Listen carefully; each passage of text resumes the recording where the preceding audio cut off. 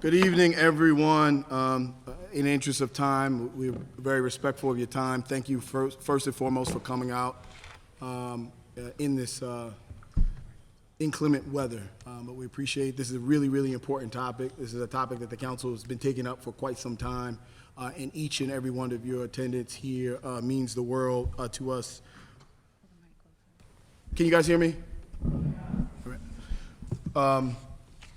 So this is the committee as a whole. I'm going to quickly read off of who's here joining me tonight. We have Vice President of the City Council, Sharon Green Middleton. From my left, we have Councilman Ryan Dorsey. We have Chairman Robert Stokes. We have Councilwoman Felicia Porter. We have Councilman Zeke Cohen. We have Chairwoman Danny McCray, as well as Councilwoman Odette Ramos, and last but certainly not least, Councilman Tony Glover. From my office here in attendance, we have my Director of Legislative Affairs, Nikki Thompson, the General Counsel for the Baltimore City Council, and Mr. Aaron DeGraffenwright, and Legislative Aide to the committee, who's been working really hard on this legislation, and Lucy Font. From the administration, we have Mara James from Finance, Sophia Greenwood from Mayor's Office of Government Relations, Stephanie Murdoch from Department of Housing Community Development, Nina Themelis from the Mayor's Office of Government Relations, Casey Keller from Real Estate, Elena DePietro from Law, and I believe we will be joined by Deputy Mayor Faith Leach, as well as Ms. Natasha Mayhew later on.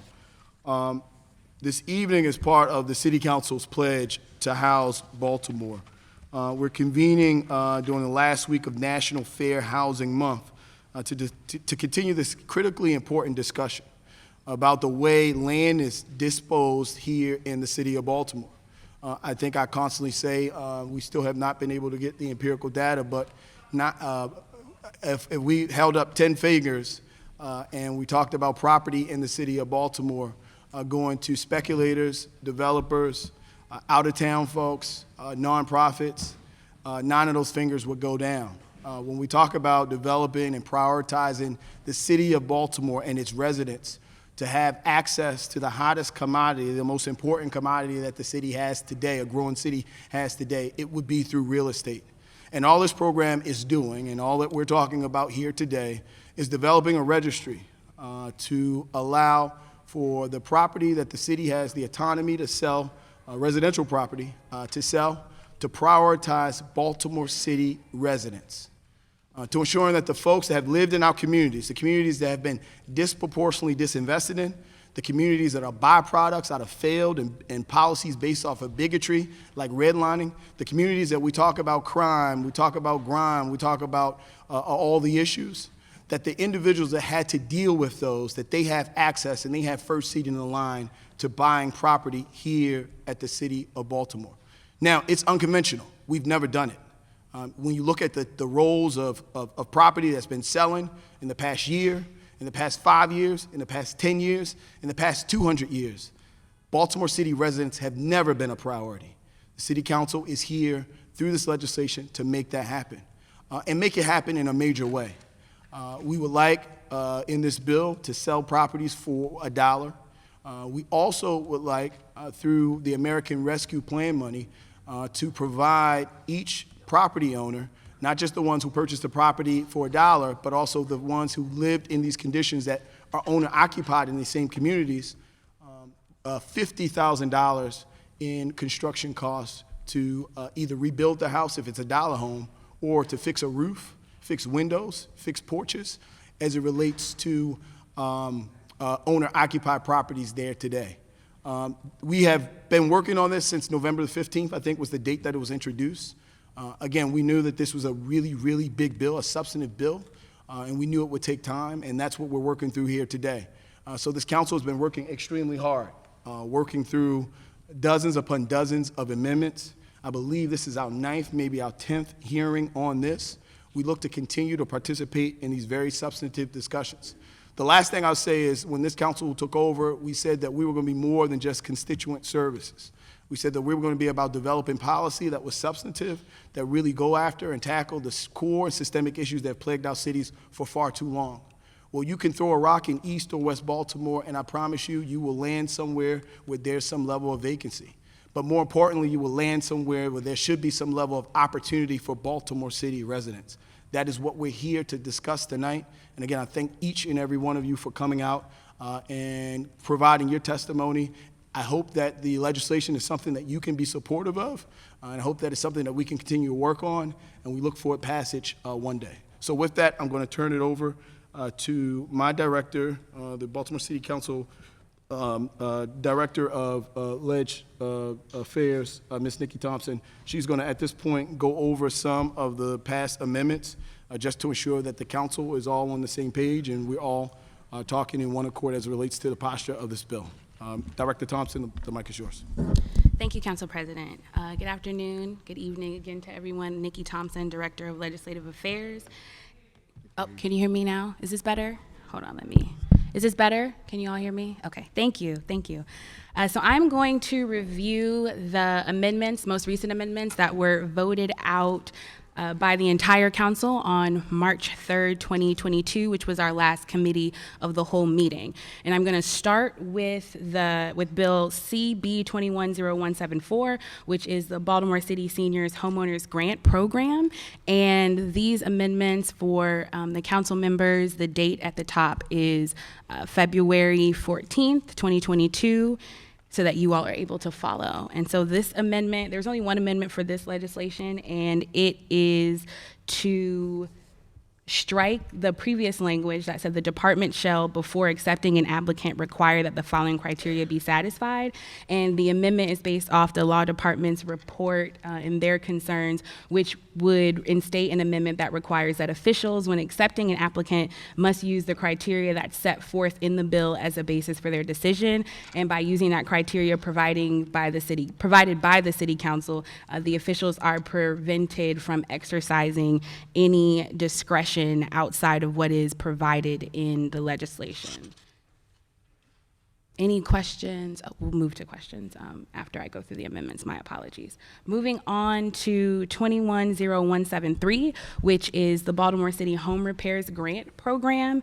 We had a number of amendments to this legislation. The first set was from February 14th, 2022, and those amendments in general replaced the durational periods that we had to establish legacy residency, again based off of the report from the law department, and it replaced the eligibility section to resolve some constitutional issues with the following criteria. The first being an individual who is a Baltimore City resident who has medical debt totaling a certain amount or more, has debt related to tuition and fees for a professional certificate program, has discharged bankruptcy debt, has an income at or below 130% of the city's median income, receives a housing subsidy or is on a wait list for subsidized housing at the time the individual submits the application for the program, has experienced foreclosure of any type in Baltimore City, currently resides in a designated impact investment neighborhood, has previously been evicted from a rental property in the city, and is a participant in the United States Department of Housing and Urban Development Housing Choice Voucher Program, or has an existing reverse mortgage on a home that is in need of repair. And then it also added a point of inclusion to ensure that an individual who is otherwise eligible for the program may be considered irrespective of any periods of incarceration to determine their Baltimore City residency. And those are all the amendments for the Baltimore City Home Repairs Grant Program. And to summarize, let me go back and summarize both bills.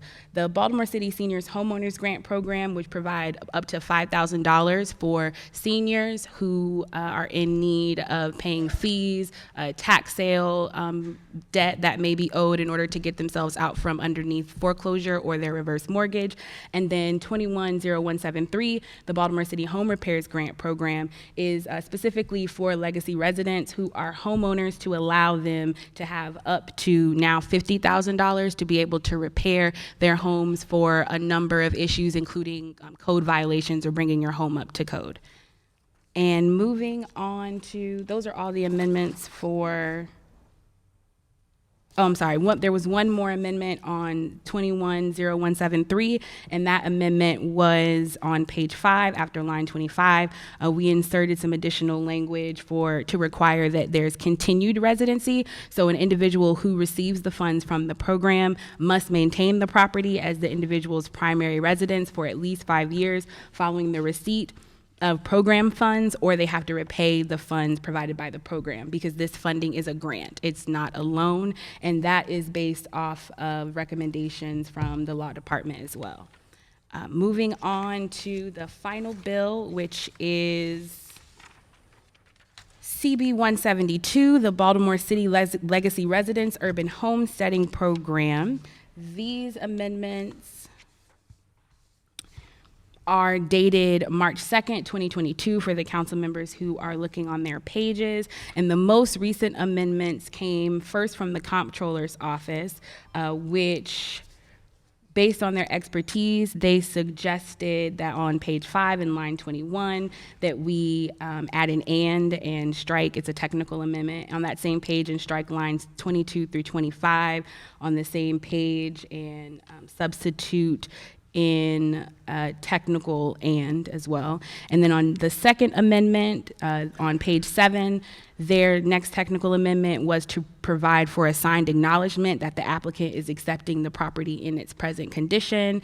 And their third amendment, also technical, would add in that an estimated by a licensed and bonded contractor hired by the program participant and has signed a liability release, and also includes some further language throughout the bill that requires that the contractor that is doing the repairs be bonded and licensed in order to be hired by the participant in order to complete the repairs to receive the funding. And then finally, the comptroller's office added an amendment to increase the grant amount from $25,000 to $50,000. And those are the most recent amendments in the current status or situation of the legislation.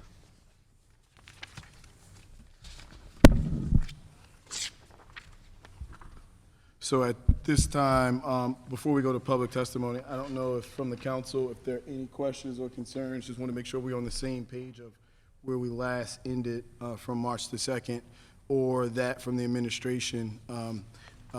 Mr. Petro from the law department, I ask you to speak. I saw you raise your hand.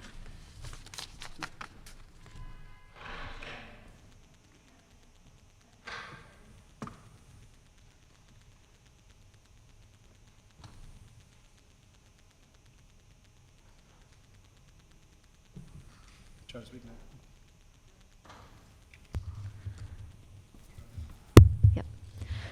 I just wanted to ask a question regarding amendments to 174.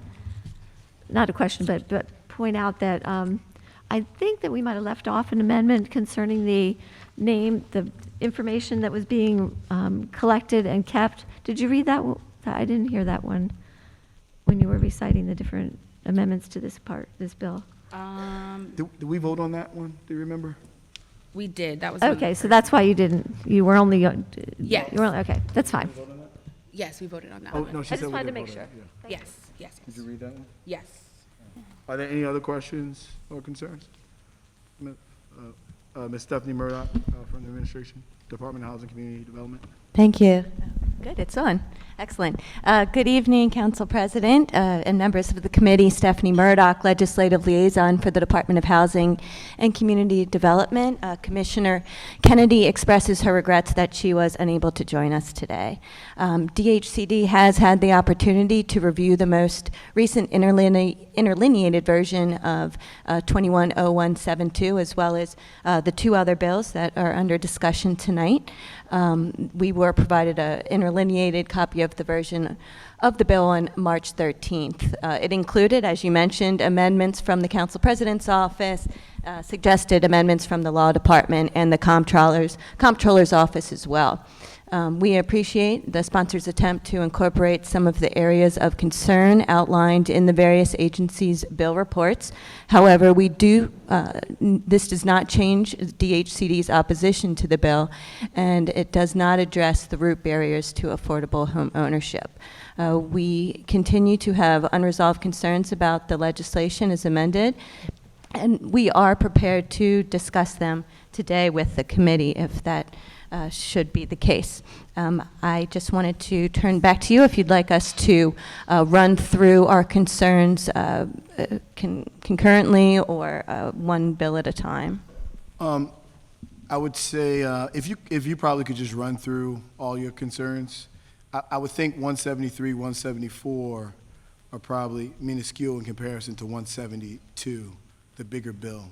Correct. Would you like me to start with 73 and 74? Yeah, start with the smaller ones, just so we're Okay. kind of on the same page, and then we'll end with the larger 172 amendment. Okay. Concerns. Okay, great. So, just for a point of order, I'm not sure if this is some folks' first time at a council hearing. The way that we kind of operate, we try to open up, provide the background, provide any information associated with the bill that we're working on. We allow the agencies and the council members to kind of chime in, provide any questions or concerns that they have about the information that we spoke of. And right now, Ms. Stephanie Murdoch from the Department of Housing and Community Development, she's going to tell the council, as well as the public, the concerns from DHCD at this point. Then after Ms. Murdoch speaks, maybe there's some questions from the council directly to Ms. Murdoch. Maybe it ends there. If it does end there, then we turn it over to public testimony, where we call up subject matter experts, or we call up community organizers or community members, residents, folks that will be impacted the most, to provide whatever testimony they might have or concerns that they might have. So just want to make sure we're all on the same page. So at this point, we're going to turn it back over to Ms. Stephanie Murdoch to provide us the concerns from the administration as relates to DHCD. Great, thank you, Mr. President. I just wanted to acknowledge Chief Rubens is in the audience tonight, as well as Chief Hart from DHCD. Again, my name is Stephanie Murdoch. I'm the Legislative Liaison from the Department of Housing and Community Development, and I will just jump right into some of our ongoing concerns with 210174. Okay. The amendments do not go far enough to address some of the additional concerns laid out in the agency's bill report. The legislation requires that funds be prioritized for applicants with a household income at or below 60% of Baltimore City's area median income, which is higher than the thresholds currently used by DHCD. Our programs prioritize residents at 50% of AMI and below, with a high priority on residents at 30% AMI and below. The Department of Finance also noted in their report that the cost of this program would be $750,000, and additional staff would be needed by DHCD to complete application verification and process grant distributions. As written, the legislation would take effect on the 30th day after the date it is enacted, and DHCD does not presently have the funding or organizational capacity to stand up and implement the Baltimore City Senior Homeowner Grant Program in that 30-day time period. It is unclear how this legislation will be funded. Barring a funding source, DHCD does not presently have the financial capacity to implement the program. Keeping low-income homeowners and legacy residents in their homes is a key strategy to preserving affordable housing in our city. The proposal laid out in this bill represents an unfunded mandate and in some ways is duplicative of the work already underway by the department to address the causes of reverse mortgage foreclosures, such as tax sale. It is the agency's desire to help homeowners and avoid tax sale, especially older adults and legacy residents, by supporting programs that will help address a root cause of reverse mortgage foreclosure, inability to pay property taxes. By helping residents afford property taxes, creating property tax payment plans, and other tools to assist with avoiding tax sale, we would be helping homeowners avoid reverse mortgage. And those are all of the comments I have for 210174. You want to do 7.3 now? Yes. All right. Okay. I guess, are there any questions and concerns for 7.4? I just have one, and you might not know off the top of your head, but what's 50% AMI and 30% AMI? Just so everybody's on the same page as far as the numbers. Do you have that quick by hand? If not, I don't have the breakdown off the top of my head, but I can make a note to. all right, I just want to put it on the record for everybody to kind of. Sure. If anybody knows, I don't know if Aaron or somebody else knows what 50 or 30% is. What is it? Yeah. What's 30% AMI? What's 50? We'll get it. It's okay. I can talk about it. Thank you. 50% of AMI is about $44,000 for a family of four. So we would say basically, I guess the suggestion from the housing authorities, if you made over, your household made over $44,000, you would not be prioritized in that program. Is that what DHCD is suggesting? Yes, we strive to prioritize those, a high priority on residents with 30% AMI and below. So basically, if you made if your household had an area median income of $45,000, you would not be prioritized in the program. That is the suggestion from the Department of Housing and Community Development. With the need so high, we definitely we try to prioritize those lowest AMI levels. And just the only other point I will clarify for the record, not a clarity, but what the council's been doing is asking the administration to utilize some of the American Rescue Plan Act money. The city received $641 million, and we're asking the administration not to just spend the money, but to invest the money. Invest it in our residents, invest it in our communities, and we think that this is a viable way to do that. We know that there's a trough of the money that's still remaining, and that's why this legislation tonight is so critically important. Now, that's not something that Stephanie can make a decision on, so that's why they're saying they don't know where the money's coming from. I just want to be very transparent to the residents that we're asking the administration to utilize the American Rescue Plan money to fund these programs. Are there any other questions or concerns? Councilwoman Felicia Porter, the floor is yours.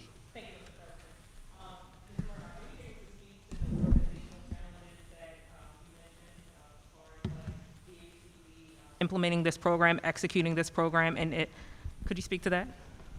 Yes, let's see. I believe Chief Hart is in the audience as well, and this would be a program that would live in her shop, but it would require additional staffing to review all of the applications, to make the determinations if folks are eligible to participate in the program. I do believe we have a breakdown included in our bill report, which this is my first time back in the chamber, so I don't have it in front of me today, but that information for all three of the bills should be included in our report.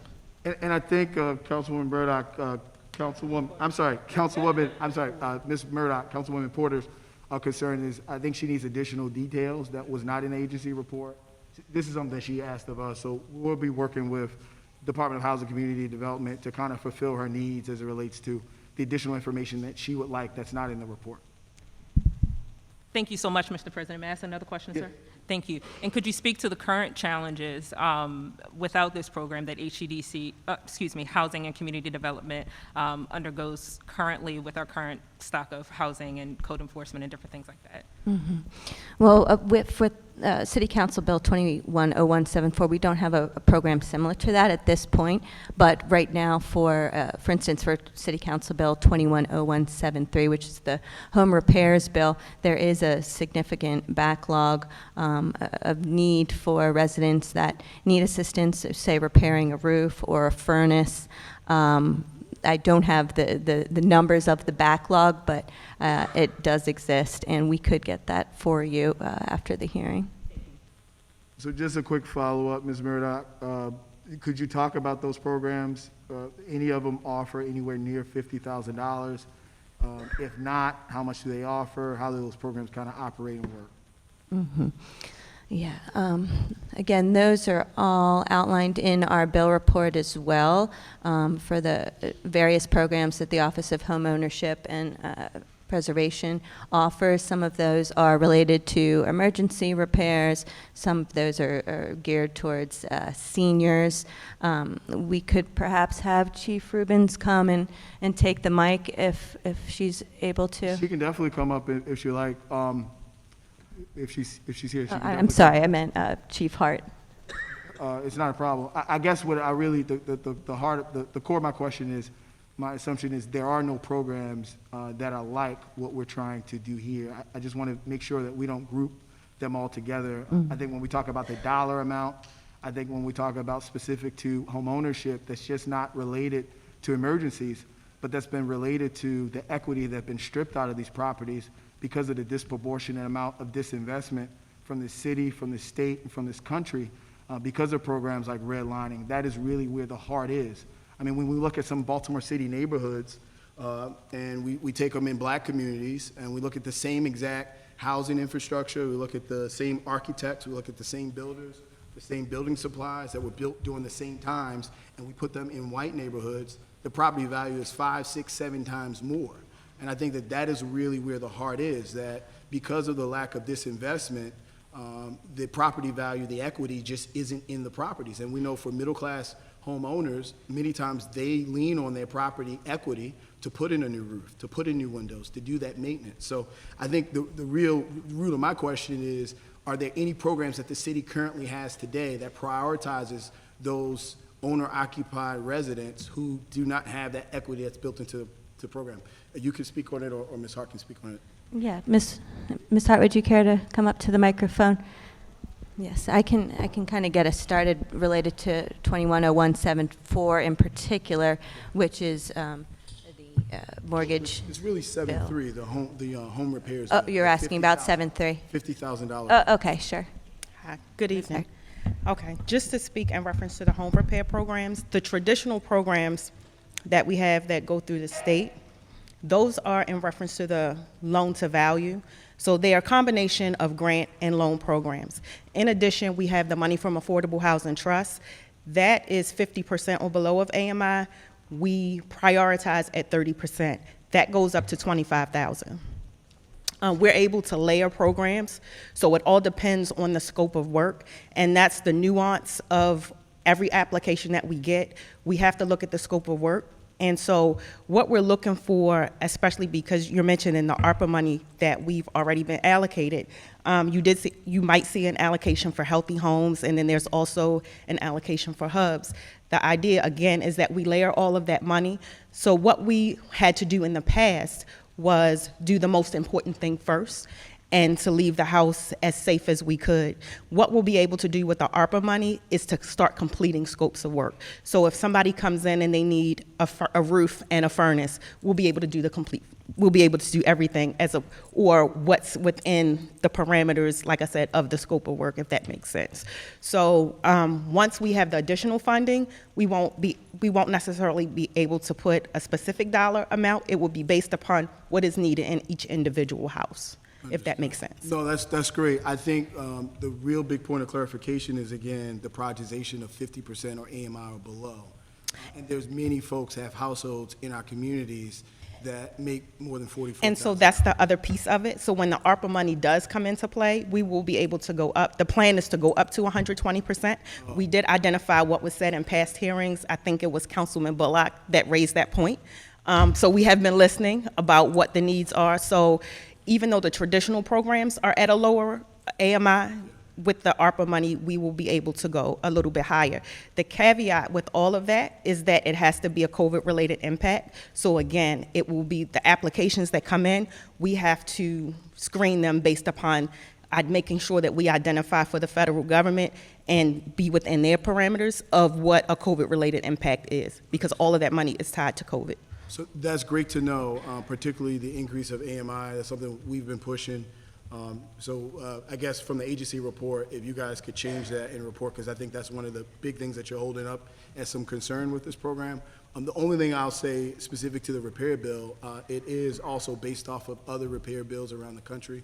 One in particular, Detroit, was very early on in developing their repair program, specific to, again, the same issues that we're talking about through this bill. So definitely interested. Absolutely. After you readjust, if there's any amendments or any things that Commissioner Kennedy thinks that Yes. we should kind of continue to do in the bill, definitely interested. Absolutely. And when we wrote our applications, we did study what other jurisdictions were doing. And so during the whole COVID crisis. What we've been doing is working with our partners in different jurisdictions, just seeing what they're doing, how they're doing it, and working with our partners is helping us with what's allowable and what's not, you know, in regards to, you know, United States Treasury, because we also have to make sure that we're in compliance with that as well. Understand. So what we've gathered today is we're going to go up to 120% AMI, and there is no dollar amount. There will be a dollar amount, but the point is that we'll be able to layer programs based upon the scope of work.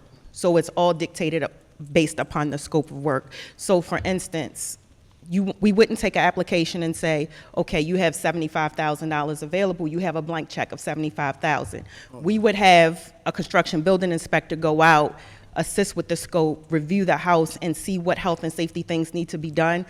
And when we say health and safety, we are also looking at, like with this Healthy Homes, it's in regards to air-related quality. So when you bring up windows, because it's COVID-related, you have to look at what is COVID-related when it comes to air quality. So things like windows, different things in the house, different systems in the house. And so we're looking at what's energy efficient, how we can upgrade. So we have a variety of programs that will fall under ARPA that will be able, like I said, to be layered, and we can do different things, even in addition to like our Baltimore Shines, where we have the low income solar coming on, and different programs that will come on that will do everything more or less what you're saying in the bill.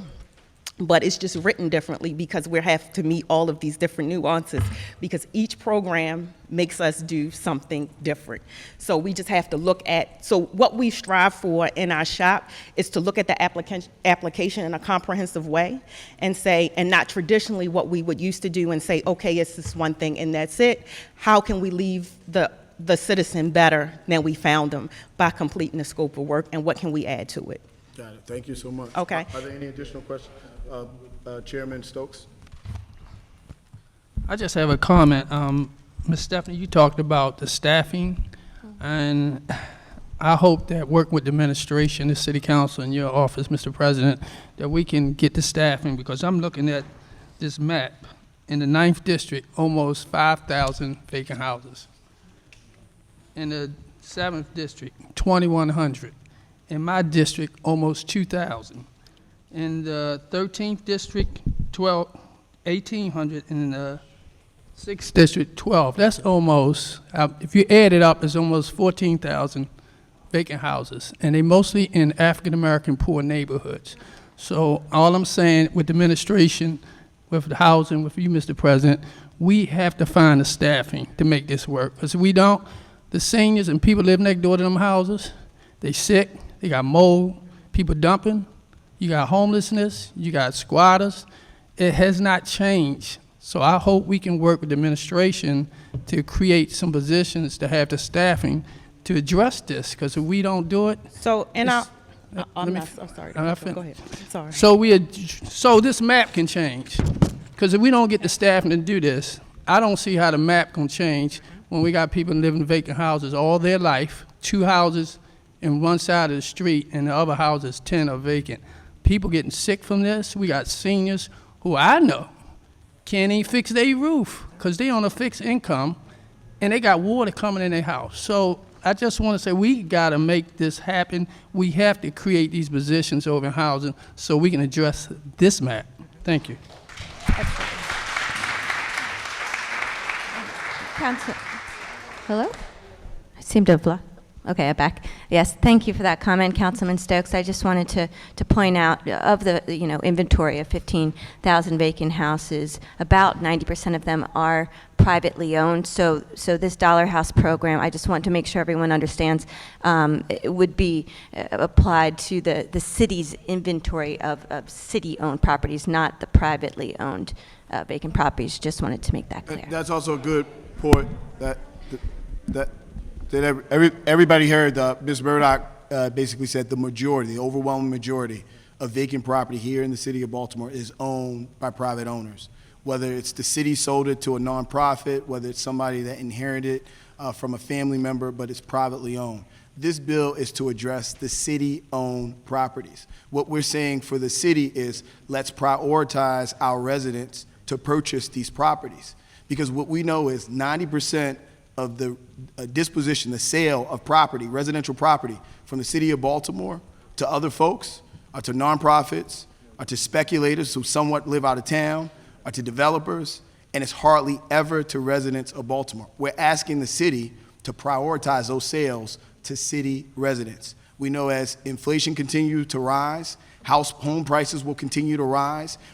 Folks will eventually be displaced out of our communities. This is something that I'm not making up. We've seen it happen in Washington, D.C. We've seen it happen in Bed-Stuy. We've seen it happen all across the country, and it's about to happen here in the city of Baltimore. This is about prioritization, so that's what we're here to talk about tonight. Are there any other questions at this point? Okay, with that said, I think what we'll do is we'll go to public testimony, and then we'll come back. If there's any particular point that you want to clarify, because I know you might have an extensive list on 172, we can do that, and then we can come back and ensure that we wrap it up with all of your questions or concerns related to anything that comes out of public testimony. Is that okay? Thank you, Council President. We did, we just went through earlier 174, and we'd have 173 and You didn't do 172. 173 yet? I have not. Okay, But that could- one should be a quick one. I can do it Yeah, now. go or I through can- 173. Okay. Okay. Again, thank you all for your time this evening. We just have a few concerns that we wanted to continue to highlight here. So for reference, for those who are looking at the bills on page 2 of the bill, we still have the remaining definition for the designated impact investment areas, neighborhoods. We've previously noted that DHCD has already identified impact investment areas and that have been historically overlooked by investors and revitalization initiatives, and that have assets that can provide a central focus for revitalization. So we don't believe this definition and criteria requirement is necessary in the legislation. On page 3 of the bill, there's a reference to mobile homes. DHCD has concerns about the inclusion of mobile homes in the legislation. It calls on the department to administer this program and provide grants for general repairs, accessibility repairs, emergency repairs, and mobile home repairs. As mobile homes are not currently defined nor allowed in the city's zoning, building, or housing codes, we think that that area of the bill should be addressed as well. And just to note that we do already provide assistance for eligible residents for accessibility repairs, emergency repairs, and in some cases, general repairs. Okay, on to page 4 of the bill. Regarding eligibility, we agree with removing the unconstitutional proof of residency requirements from the bill, but by substituting the originally proposed eligibility requirements with other eligibility factors, the amendment does little to address the agency's concerns about the ambiguity and confusion that may be caused around the verification and prioritization of program participants. We continue to have concerns around, as I mentioned, the additional staffing that it would take to comb through these applications and to consider and prioritize these newly amended in eligibility factors. And then moving on, we have a concern on the last page of the bill regarding the effective date of the legislation, which is scheduled to take effect on the 30th day after enactment and remain in effect until November 30th, 2024. We don't presently have the funding or capacity to stand up the program in the 30-day time period, so we do ask that the committee members take that into consideration. And to close, we're committed to seeking additional funding to revitalize and stabilize Baltimore's neighborhoods by providing grants and home repairs to eligible Baltimore City homeowners. Thank you, Council President. No, thank you so much, Ms. Murdoch. At this point, we're going to turn to public testimony. Do we have a list? Yes. So We'll just go through the list first. So we're just going to go in the order in which folks signed up. It says the first person I see here is Ms. Sherelle Wilson. Is Ms. Sherelle Wilson? Is she?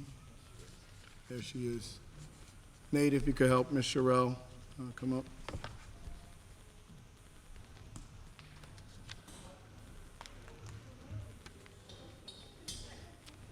Hello. Can everybody hear me? We can hear you loud and clear. Okay, great. So what I have to say, I believe addresses whether we are talking about city-owned property I'm or... sorry to stop you, Ms. Wilson. If you want to take your mask off, you can. Oh, It's okay. totally up to you. That goes for everybody. If you're speaking, you can take your mask off. If you want to keep your mask on, please keep it on. Okay, I was saying that I believe that what I have to say addresses the room, regardless of if we're talking about city-owned properties or private-owned properties. I just wanted to put that out there. So my name is Sherelle Wilson. I'm a mother of a bold and black brilliant son. I'm a community activist, president of the Black Empowerment Foundation, and current member of the NACA program. It is at times disheartening when the city councils or past city council members pass policies and make choices that have resulted in the sustained disenfranchisement of black communities. The discrimination can be dated back to 1951 when black families were displaced by the building of new highways. The decisions that have been made over the years by government decisions and policies has crippled the ability of black families to rebuild in this very city. These decisions have weakened the black community socially, economically, and politically. Where you should find homes that are affordable and able to be passed down from generation to generation, I see eviction letters, black families being displaced, boarded up homes, and gentrification. When you go to Roland Park, you see different. You see neighborhoods well taken care of, renovated yards for children to play in, families who will live there for years and pass down their properties to later generations. This is what our black children deserve. This is what our black communities deserve. This program gives us the ability to build safe spaces and healthy homes for our children. It gives us the opportunity to create generational wealth for our families. Most importantly, it gives our children a place where they can thrive and have stability. From slavery to racial injustice, from trauma and abuse implemented by the very system that was created for the people of this country, to racial zoning laws and consistent egregious acts to keep the black community in a space where not many make it out or become successful, is modern day racial segregation. It is time. It is actually overdue that Baltimore City takes the next steps that are imperative to the growth of black communities. We all know what a healthy, happy, and stable home can provide for children and families, so give that to us. At any moment that you feel that you are against this program or questioning it, think of what it may imply. Are you against the growth and well-being of every black person sitting here before you? Are you against providing stable homes for black children, women, and men? Are you against black families creating generational wealth and the dismantle of discriminatory systems? Voting for this program says that you are aware of the inequalities that black communities face and you are prepared to take action and work towards the rebuild that is long overdue and owed to black families and the very black people that stand before you. Thank you.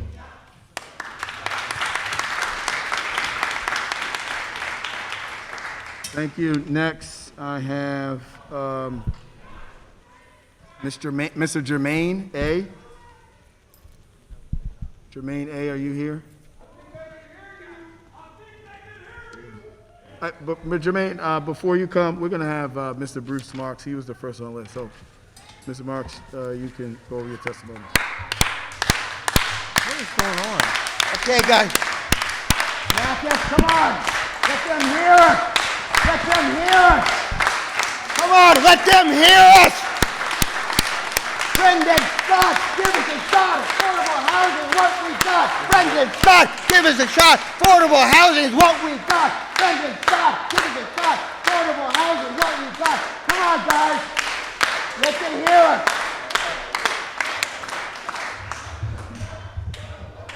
Hello. Look, there's 700 people outside. This place is mobbed. So NACA has reached out. NACA has reached out. We're a nonprofit. We reached out to people in Baltimore residents, and we sent out an email. And we have over 700 people here today, Boston residents, because this legislation is absolutely crucial. Just real quick, Mr. Roth, Baltimore. He said Boston. A Freudian slip. I said Baltimore. I said Boston. New York or a Bostonian to I do can't that. stand Boston. The most miserable people in the world are from Boston. I just want you to know that on the record. Mr. Marks, before you go too far, my wife is from Boston, so please calm down. There's always the exception to the rule, but the most miserable people on the record are from Boston. So we're in Baltimore, and it's great to be here. So guys, you know, it's important because when we put the word out and we said that people can get a city-owned property for $1 in Baltimore, get a $50,000 grant to renovate it, and then get NACA's Best in America mortgage with no down payment, no closing costs, no fees, at a below-market fixed rate. Today's rate is 4.375 for a 30-year fixed. We have $20 billion of this one mortgage product, $15 billion from Bank of America. You can purchase a 1 to 4 family, or you can do a purchase and rehab. So Baltimore has the opportunity to set the national standard, because if you approve this legislation and you follow the lead and the leadership of President Mosby, this will set a national standard. And we understand all those criticisms that you're saying. That's because the city and the mayor is bought and paid for by the real estate industry. Because that is absolutely bullshit for the stuff that you're saying. Mayor Scott is bought and paid for on that. Please, Mr. It is. Mr. It is out there. No. Please, Mr. No, Please, but Mr. it's important that the residents of Baltimore. Mr. Okay, Marks, please yes. refrain from personal attacks. Sure. And no foul language in the chambers. So we understand why he's against it. But the residents of Baltimore need to understand that, what side people stand on, whether they stand on the side of the residents or they stand on the side of the corporate investors in the real estate community. Because this is a no-brainer. It's a no-brainer. This is city-owned property. Why wouldn't you sell it to the residents to be owner-occupants? Why wouldn't you prioritize people who are making less than 80% of the median income to purchase?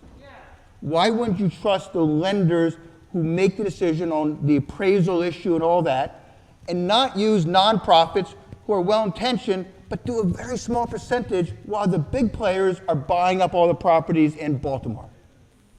Why wouldn't you do it? What's the downside? So all these excuses that we heard from the administration are not real. They're doing the bidding for the real estate and the corporate investors out there. So we'll be glad to sit with anybody, but you don't understand what's going on out there. You haven't seen what's going on out there. The room across is overflowing. We went down to Mayor Scott's office. He's hiding behind his metal door. I don't think he's even here. He's hiding behind there. We have so many people here because what you have identified and put together is like taking off like wildfire in the best possible way. In the best possible way. So we'll be glad to answer any questions. I know it sounds too good to be true for what we're saying, but NACA has a track record of unprecedented success. Over 75,000 mortgages over more than 20 years with a foreclosure rate of 0.00012. Wow. About 1/100 of 1%. And we want to make sure that everybody's here. Everybody who's come here has the opportunity to be a homeowner in Baltimore. This is a big deal. This is probably one of the biggest deals that you have addressed. So we're here to support the people who are in support of this legislation and hold accountable those who are not.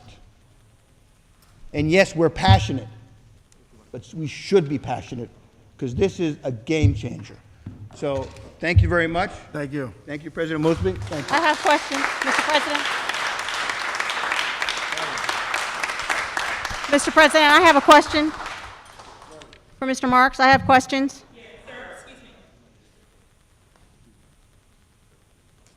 Yes, sorry. Mr. President, can I continue?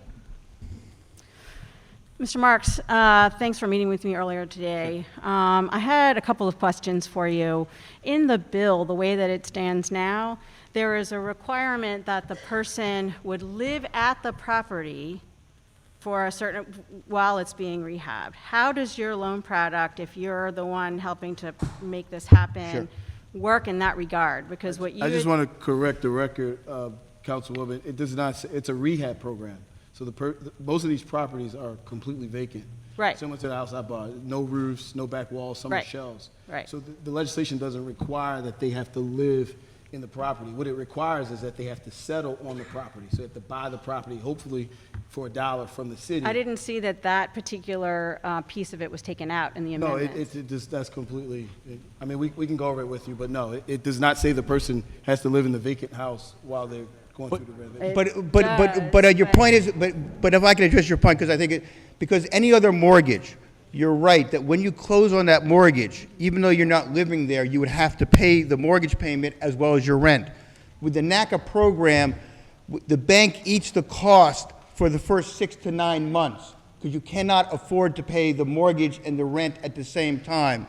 So that's how we do address that issue, even though, because if you can't live there, when you close, you still have that mortgage you have to pay, but our mortgage, the bank eats that cost while the renovation's going on. So the bank would eat the cost of the person living elsewhere while the repairs are They would happening. eat the cost of the mortgage payment that homeowner could not pay, because you can't pay the rent and the mortgage at the same time. They would eat that cost for 6 to 9 months. Okay. And then the other question I had was And the way they do it, just so you know, they reduce the interest rate by 0.375, and they add on the 6 or 9 months to the end of the mortgage. In essence, they're eating it. But anyway, yes. Thank you. Sure. The other question that we had, and this was a concern that some of us had with the bill, is the fact that the costs to rehab are just so significantly higher than what the value of the property would end up being, and that it would be a problem with some of the residents. So I just wanted to get your thoughts on what the lender is going to do, because let me just also be clear, you are not the lender. We're not the lender. Correct. So We're not the lender. who is your lender? The lender will be Bank of America. They're not a fly-by-night organization. They're conservative. So they're going to do the appraisal on it, and they're going to make sure it adheres full document underwriting. Remember, it's full document underwriting, which means you verify income with pay stubs, bank statements, all that stuff, right? So it's a full document underwriting, and the fact of the matter is they're making the decision on it. It's their money for that. So to answer your question, they deal with the appraiser, because it has to be an independent appraiser. They will make the determination of whether that property is worth what is the mortgage amount that they're lending on it. And we've worked that out. So I don't understand the issues. I don't think NACA or the city council should be second-guessing the lender's underwriting and decision, because we're not lending them the money, you're not lending them the money, it's the bank's money. So let them make that decision, if I answer your question correctly. Mr. President, I have some more questions, but I'll yield for others in the, I have some more questions, Oh, you but, continue, go. okay, thank you, I appreciate it. You're welcome. And so the other thing that we discussed was that appraisal issue. Yes. And one of the things that you had talked about was that sometimes the appraiser could go in and talk about and have the appraisal kind of higher if the person is not purchasing the house, but is going to invest and make it rental. So is that the sort of issue that you're going to try to bring to us, is to try to kind of manipulate this? No, that's not what I said. So let me be clear on what I said. Just real quick for the point of order, this is only for owner-occupied residents. The Yes. program is No, Yes. I understand that. So- I totally get that. I'm just asking about what he and I talked about earlier, which is something that he said was that it could be appraised based on the, so that the mortgage could be a different appraiser if it was appraisal, if it was a vestor No, versus a homeowner. that is not what I said. Yeah. That's fine. I don't want to go back and forth about maybe some. But- dialogue. Hold on, Mr. Marks. I don't want to go back and forth about some dialogue that you guys have. I just want to make sure that the question is germane to this particular bill. This particular bill is about owner-occupied, Correct. meaning that the person is buying the property from the city, securing a mortgage from a Understood. lender for them to live in the property. I keep hearing the word investor. Is your question specific to some relationship with an investor and the appraiser? No, I appreciate the clarity, thank you. My question is around how NACA's business practices have been. If they are the ones that are doing this program and using different business practices than are what are allowed, why are we even here? So the fact of the matter is, we are a licensed nonprofit mortgage broker in every state. And frankly, we get the highest ratings out there. But what I said is, what I was trying to educate you on was how appraisals get done, with what Fannie Mae, Freddie Mac, how they do appraisals.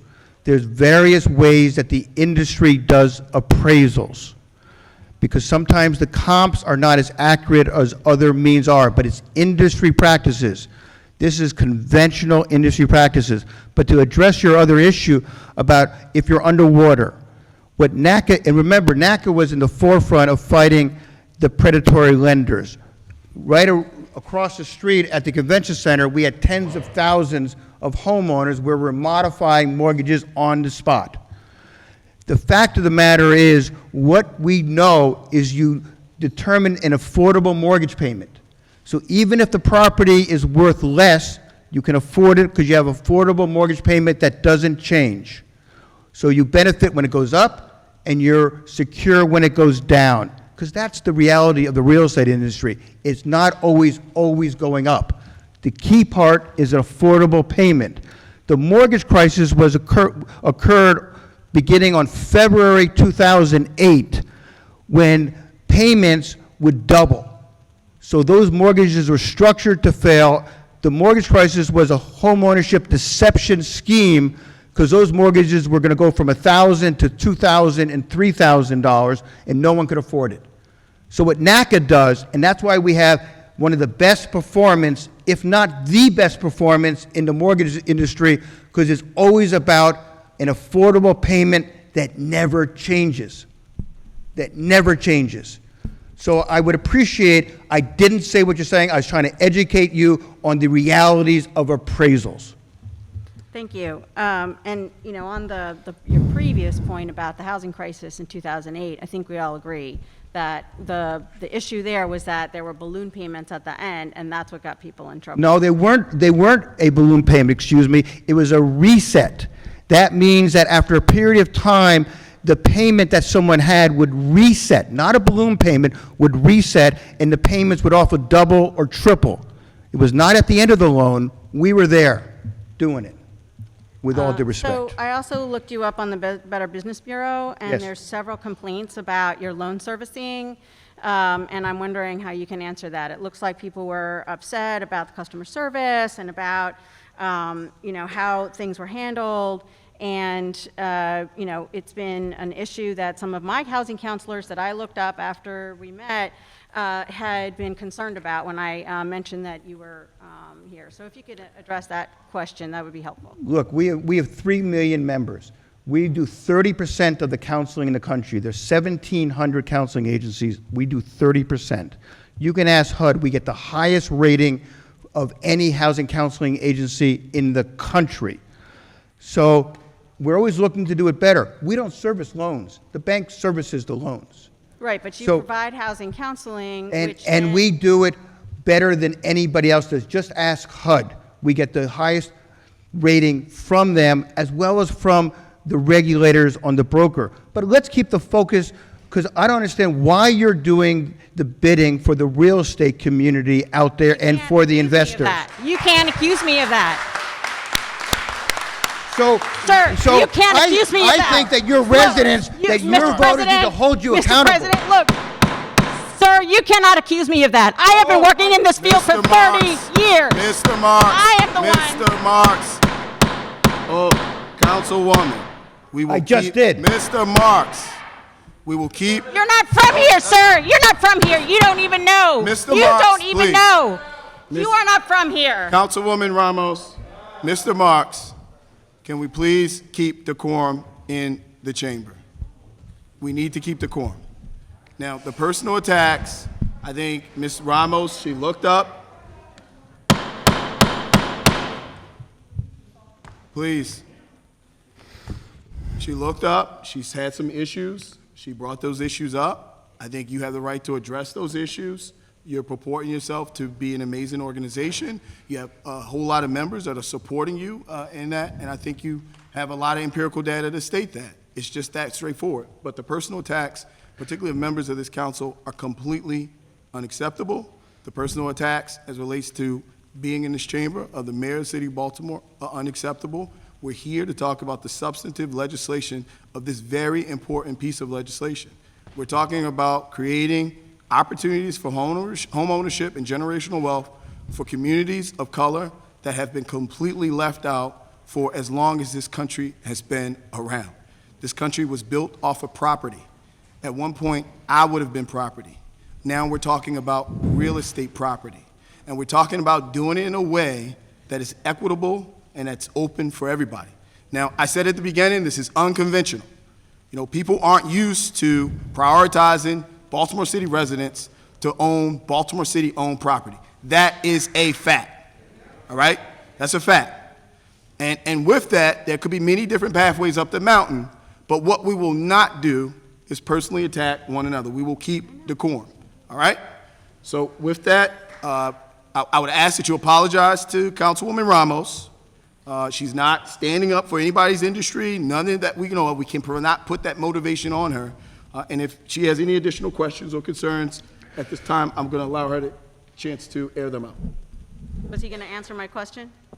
I'm sorry, could you repeat the question? What's the question? Question was about the customer service and the acquisitions that the housing counselors here in the city have been raising concerns about some of the work that you've been doing.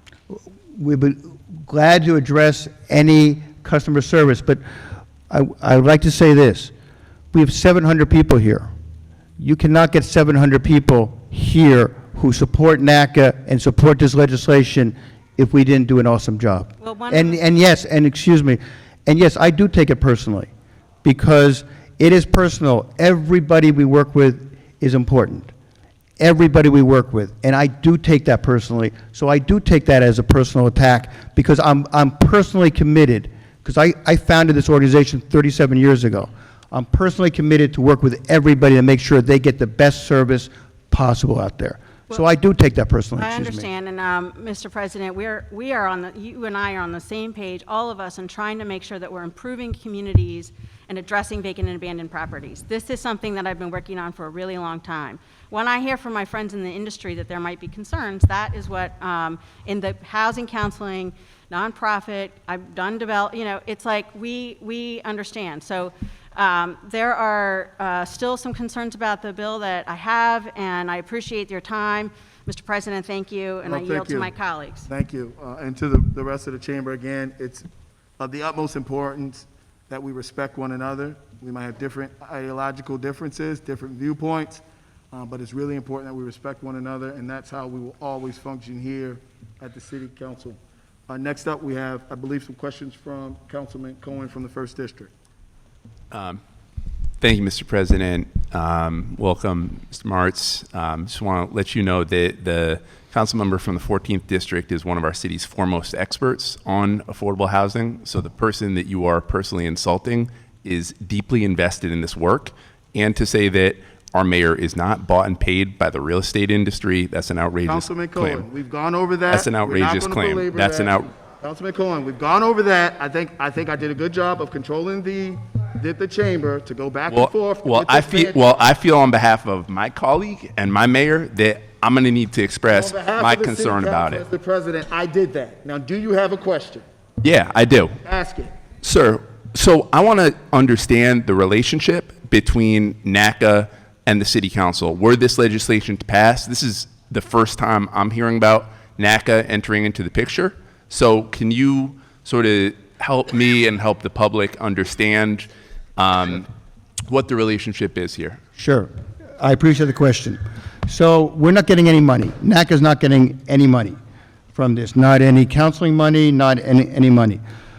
What we want to add to value is that the banks used to do 203K mortgages, which is purchase rehab. Very few of the banks are doing that now, if any, on scale. So what NACA brings is we bring a mortgage product through Bank of America that allows people to get the financing to be able to do the renovation of the vacant or, of the vacant buildings that need significant renovation. That's the value that we add. Also, we add the value of very comprehensive counseling. So look, people can have their different opinions of NACA and all of that. But what we do is we do documented counseling. So that means that every time we do it, that someone comes to NACA, we have to verify their income, verify their assets, verify their payment history, and we never consider anyone's credit score. We look at their payment history that they control. So for example, if someone has a low credit score because they have late medical payments, that's not a reflection of whether they're ready for home ownership. That says we have an unaffordable, dysfunctional healthcare system. And that's how we do it, and that's why we do an outstanding job. And we're always looking to do it better. But yes, we take this personally out there, but I appreciate the question. Do you exclusively work with Bank of America? Because they have a challenged history in our city around Yes. subprime lending as well. Yeah, and all the lenders do. But yes, we have this mortgage, not just with Bank of America, we've had it with Citi and other players as well. So what we have is that we do character-based compensating factor lending. Now, that used to be where, you would go to the bank and that would be only for white people. But we believe that that standard of compensating character-based lending is important in helping low to moderate income and people of color purchase homes. And we have destroyed the myth that you have to charge a higher rate to low and moderate income people or people of color to compensate for the risk, because our performance, as I mentioned, is one of the best, if not the best, in the mortgage industry. So again, though, you work with Bank of America. Why the frequent mentions of Bank of America? Is it multiple banks that you work with or just them? Because they have committed $15 billion to this one mortgage. And we want to give them credit for doing that because, yes, they understand that we can get to the people that they can't get to because low and moderate income people and people of color do not trust the banks for good reason. So we get to the clientele they want to get to, and our performance is outstanding. So is the assumption, though, that those folks trust Bank of America but not the other banks? Just trying to understand. No, they trust NACA. I mean, what you don't see, with all due respect, is what's going on outside, out there. I understand you're in this hearing. One of my concerns is I want to make sure there's not a riot outside. Frankly, I want to make sure that people, that they have their voices heard on that. So I think that's really important. But no, they trust NACA. That's why people are here. So NACA provides support and cover for Bank of America? No. Oh, I'm sorry. What we do is we're a nonprofit mortgage broker, right? So we will do all the counseling. We will do the mortgage application. We will help processing of the mortgage. We'll do all that work as a nonprofit mortgage broker, but it closes in Bank of America's name on that. But we do all that work, and that's how virtually every loan that's submitted to Bank of America is approved, and that's how the performance is outstanding on that. Okay, appreciate that. I will just say again that there's some concerns for me in the frequent mentions of Bank of America, as we know that during the subprime crisis, they were very much implicated, but thank you for that. And we were here, but if I can just add one more thing. Yep. This legislation is not about NACA, and it's not about we're the only players in there, because we believe that the definition of success is when other players can do it. Other housing counseling agencies do it, because that's part of the legislation. Other lenders do it. So it's not about that, but if we can facilitate and help, that's what we want to do. Yes, maybe it doesn't come across in the most best way, but having so many people here has to be a reflection to everybody how important this piece of legislation is. Understood. I'm just trying to understand why NACA is so interested in this and why 700 people showed up tonight. But I appreciate it. Thank you. But if I can just say one more thing, because that many people, because when you put the word out that says, you know, this is the importance of this piece of legislation, people will come out in huge numbers. But this is more than just Baltimore. If this passes, this sets a standard for the country out there, and that's, you know, both are extremely important. Yeah, Thank and let's you. be very clear, like, this isn't about NACA. I'm Right. pretty sure you kind of understand and know that. This is about any housing organization that can live up to the standards that are built up in the bill, and that's fixed, but prime or below, with the HUD counseling and everything else that's built in the bill. Mr. Marks took an interest in the bill. He wanted to come testify in front of us. I know that in the past, particularly you, Councilman Cohen, you, Councilwoman Felicia Porter, as well as you, Councilwoman Ramos, had specific issues about will banks be willing to lend, and I think this council has on several times communicated that we were going to bring in folks who are in the industry to do so. That is why we're here today. But again, let's be very clear, the legislation has absolutely nothing to do with NACA, just Mr. Bruce Marks, based off of his 20-plus years of work in this industry, he's here communicating that to us today. Whatever your personal concerns are with Mr. Marks, as well as you and industry folks with NACA, has absolutely nothing to do with this legislation. Anybody can go anywhere. With that, are there any other questions or concerns from members of the council? Hearing and seeing none, thank you, Mr. Marks. We're going to go to Mr. Jermaine.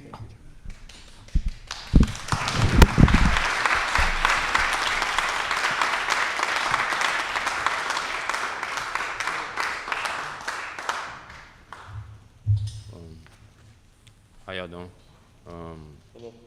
My name Jermaine. Can you hear me? My name Jermaine. I was born and raised in Baltimore. It's over 40 years. When I first seen this, see what's going on. Seen the program. The beginning of the program. I seen Nick Moses. Seen you on TV. Did I meet you when we were doing the press conference? Nah, I wasn't there. I seen you on TV, and you was right across the street from where I used to live at on Calhoun Street. Okay. And I lived at 905 and 907. Them houses is down now. My grandmother and some kind of way they didn't own the house. So what I see was going on, and I don't have the money yet, but I want to get into the program.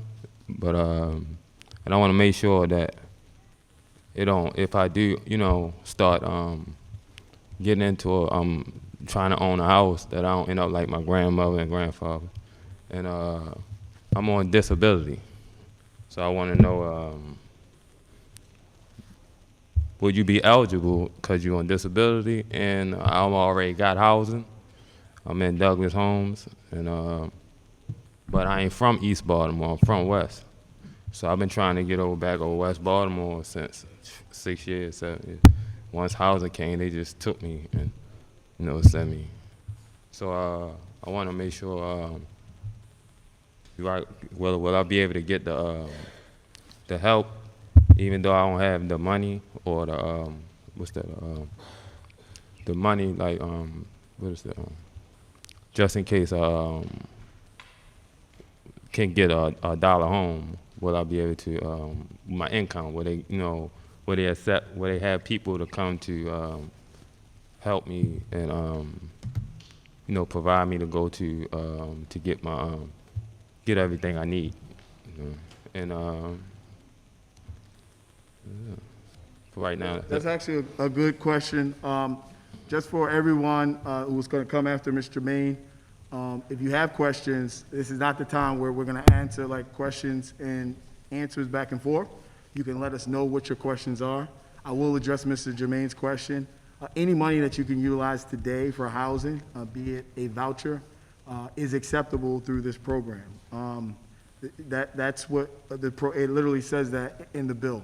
So housing vouchers can go towards, based off of federal regulations, can go towards not just rent, but home ownership. Now, it never ever happens. Very small percentage. I had the chance of sitting down with Deputy Secretary of HUD and specifically talk over kind of the challenges there, and that's one of the reasons that we built it into this. So, Mr. Jermaine, thank you so much for your testimony. We really Okay. appreciate you. I appreciate it. Thanks for participating. Next up, I have Ms. Shael Seltzer. I'm not sure, is that the, I think it's the Shael Seltzer. Is she still in the chambers? If not, that closes us out for public testimony. Where's the other? He doesn't check. So again, I know maybe this might be folks' first time in the chambers, but not only do you fill out your name and your address or your organization, but it's also important for you to check that you want to testify. So we're gonna take that out today. I'm gonna go down the list and call all the names. But the names I just called were the individuals who checked that they would like to testify, okay? All right, so we're gonna go back over. I believe we have Ms. Seltzer. Is that Ms. Seltzer? Yes. Okay, Ms. Seltzer, you can come up to speak. You have 2 minutes to provide testimony in front of the council. With all due respect, President Mosby, you gave that guy 20 or plus minutes. I gave him less. Say that again? With all due respect, he was talking for 20 plus minutes. Mr. Larry, Mr. Bruce?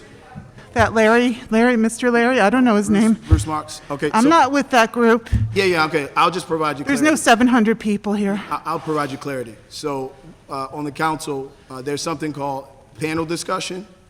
So we brought Mr. Marks in today, Ms. Seltzer, to be a subject matter expert from an industry.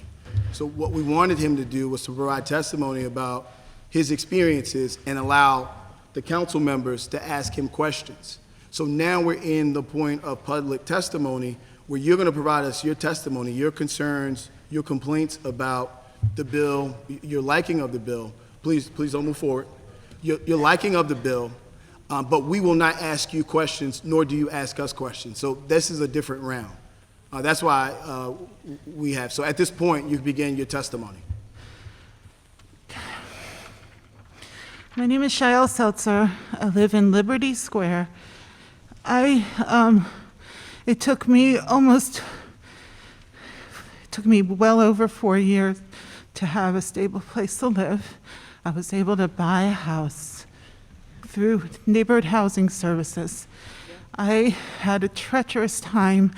I saw houses that people neglected. There were fires. The people that were living in them were fixing them up as best they could. And these houses were on market.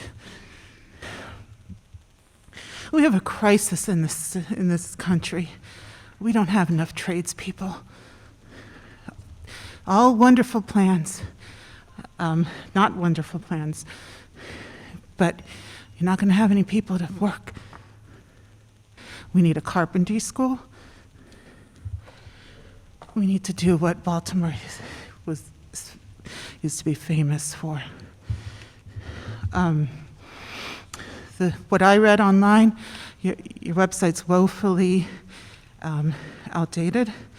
I couldn't even put together a testimony online because there was no choice for this meeting.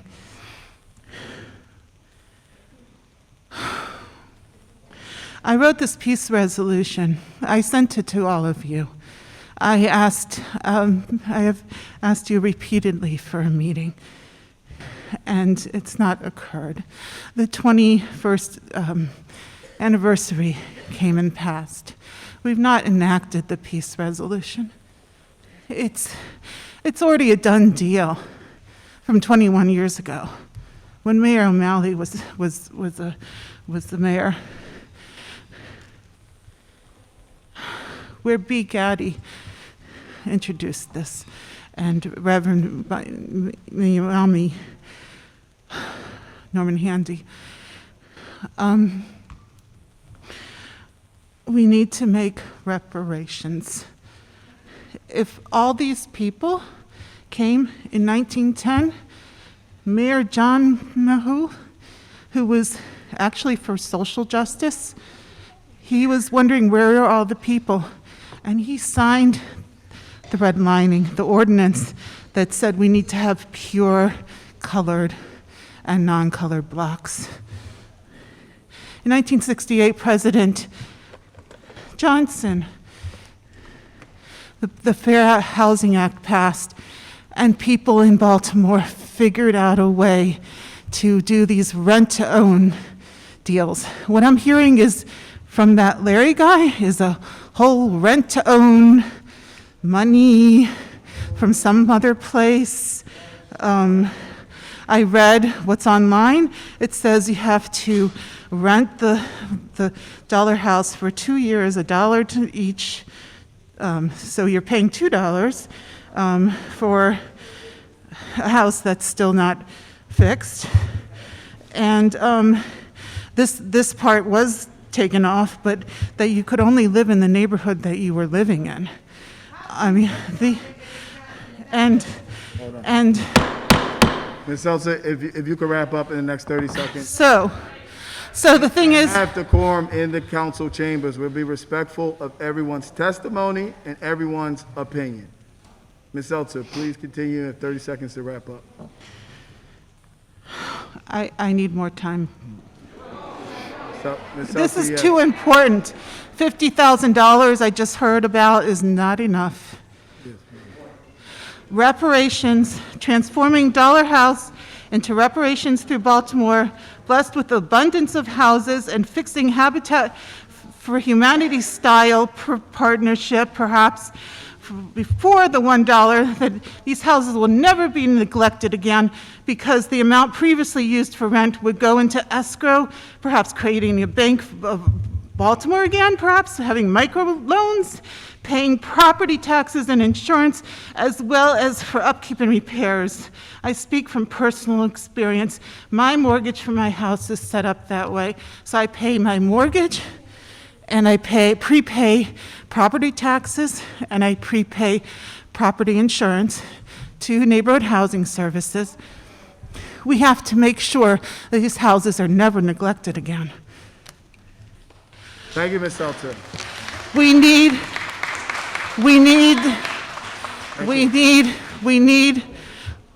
transportation to be free. Ms. We need to end food deserts. Thank Somebody please talk with me, please meet with me. I've been trying. I never had a problem 21 years ago. I met with every single member. I promise we'll schedule a meeting tonight for me to sit down and talk to you. I promise, Ms. Seltzer. Because I need help with my own house. Okay. There's not enough tradespeople. We have housing here. We can go over and help you. Again, the idea is that no one else is to speak except the person who has the mic. We will have decorum in this chamber. Thank you, Ms. Seltzer, for your testimony. One more thing. Ms. Seltzer, I promise to meet with you. I promise to meet with you. Please. This says I have it. reparations. I promise to meet with you. Next up, we have Mr. Wilson, Safara Wilson. Is that name still around? Again, we're going through the list of folks who did not check off to testify. Bill Gooden, is Mr. Gooden available? Would he like to testify? Mr. Gooden is available. First and foremost, let me just say good evening to everybody and everybody that's here.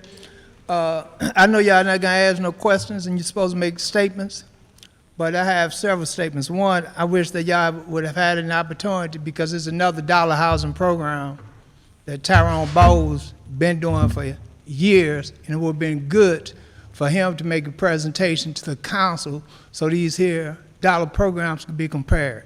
Secondly, the guy that was up here raised a good question. It's a shame that y'all won't answer that because it's a legitimate question in terms of that who's eligible for a dollar house, right? You know, so if a guy don't have no money, but he got some skills, will he be eligible? I mean, that makes common sense. So when you say that it's a dollar program because you want to make sure that all residents, all city residents have an opportunity to have a house, but then when you put restrictions on it where you know people that have very little income cannot qualify, then it's not really about making sure everybody got a dollar house. It's about making sure that some people get a dollar house, that because $50,000 for one, you know, for a house that don't have no roof and no walls and everything, isn't gonna fix the house up. You know what I'm saying? So what y'all doing, you setting people up to fail, knowing that they can't fix the house up, and a lot of people ain't gonna be able to go to the bank and get no loan to qualify to put that kind of money in the house. So what I'm saying is this: if we really for the people, then create a program that's gonna really be for the people that's in most need, and put some restrictions on people that they can't qualify if they're above so much income or if they're not living in the city. Because the fear is this: most of these houses are gonna be grabbed up by developers, and most of them are gonna be grabbed up by people that got money. They're not gonna be grabbed up by people that live in Baltimore that really need them housing and would love to have an opportunity to own a house. So I'm saying, I'm gonna close with this. Hey, create a program that's gonna help the people. Don't create a program just to blow smoke over the people, and the people don't understand the type of program that you're creating, right? Because that's why I came here, you know what I mean? You know, what is the qualifications to get one? So- How much do you have to make? Is it too much? Yeah, somebody saying, what neighborhood you have to be in? It's interesting, Mr. Goodman. I appreciate it. Thank you for your testimony. I'll address the crowd. We can't have questions answered. We don't do that. Well, And can I you- just say you're a one veteran. No, last I thing? gave you- Okay, I'm through. I'm gonna sit down. give you 30 more seconds. But at least can you add, somebody else may have a question for me. Just because you don't mean nobody else do. No. What I'm saying is the way the procedures, and you're very a veteran at this, but it's interesting, you asked for the qualifications after you spit what you thought they were, which were incorrect. So there is absolutely no way, the way the bill is written and structured, that a developer, a speculator, an out-of-town person can purchase a home for $1. Now, what he was right, Mr. Goodwin, is this program is not giving houses away. This program is allowing folks to acquire houses at a very reduced rate, $1, giving them $50,000 towards the renovation of that house. So if it costs $150,000 or if it costs $200,000, their mortgage will be based off of $100,000 or $150,000. What we know is in the city of Baltimore, many residents, more than 50%, paying more than 35% monthly in rent out of their monthly take-home. What we also know is when you amortize, that means having a mortgage for 30 years, over 30 years, that mortgage could be $600 or $700 or $800 a month, when in that same property, people are paying $1,000, $1,100, $1,200 a month. Now, this is not a program that's gonna take a person who was homeless and give them a brand new house. That is not this program.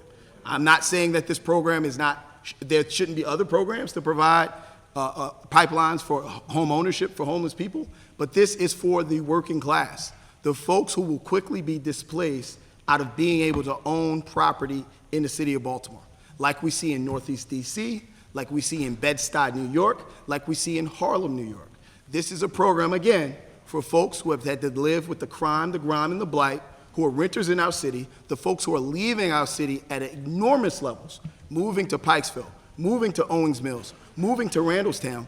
That is where we're seeing the population decrease in the city of Baltimore. It's African Americans who live and rent in these communities. This is a pathway for working class families in our city to own property in our city. Never before has the city had a program that prioritized, Mr. Goodman, that prioritized city residents to purchase property from the city of Baltimore. That is what we're doing here today. Thank you, sir. Okay, well, I was just directing directly to some of your concerns. So we saw we had Ms. Wilson, Mr. Best from Holmes.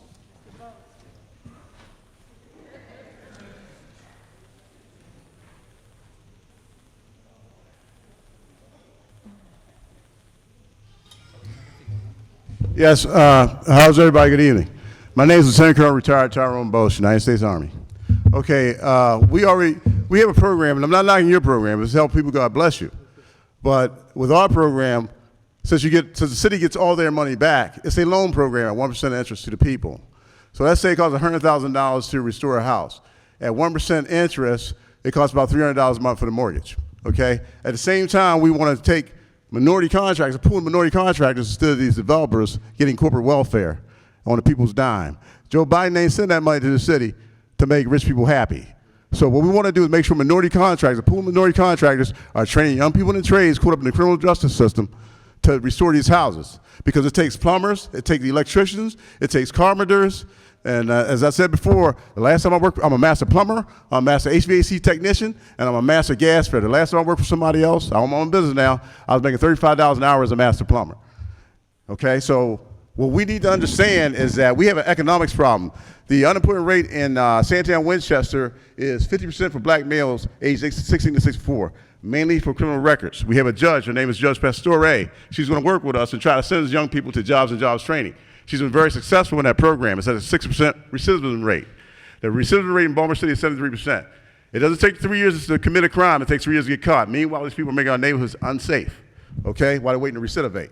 So we need to do something with our economics. The police alone will not solve that problem. I guarantee you that.